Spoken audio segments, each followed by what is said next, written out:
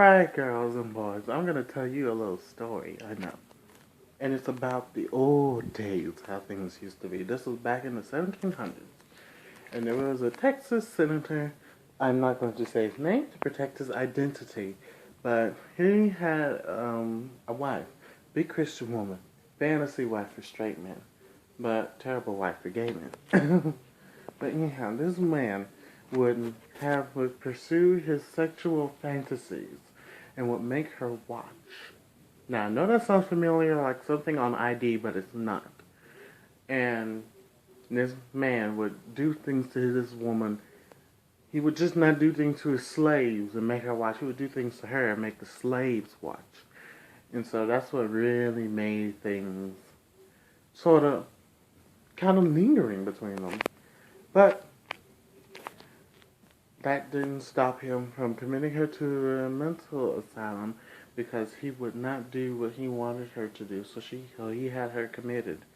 And she hadn't snapped when she was locked up, but when she got out, she had snapped. And she was so far gone that when she got home, she told all the slaves to go throughout the house and take out every weapon, knife, gun you can find and bring her the biggest musket they had in the house. Well, they did that.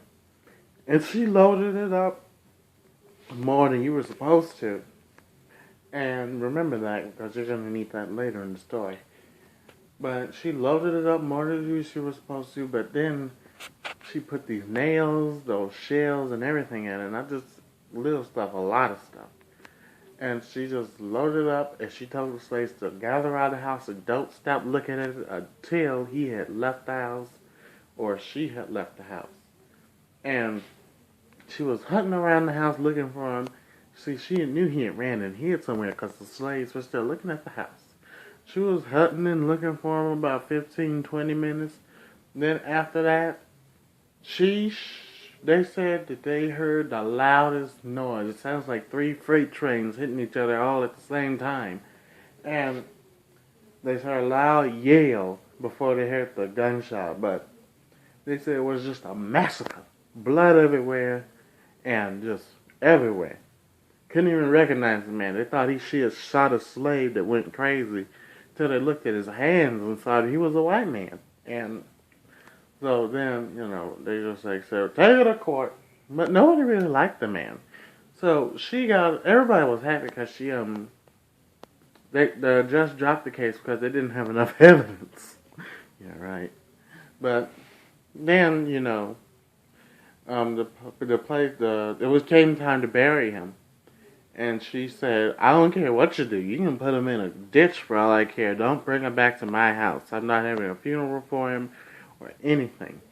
Well, they said, ma'am, we got to do something with him. Well, she said, you know good and darn well I didn't shoot him for just nothing.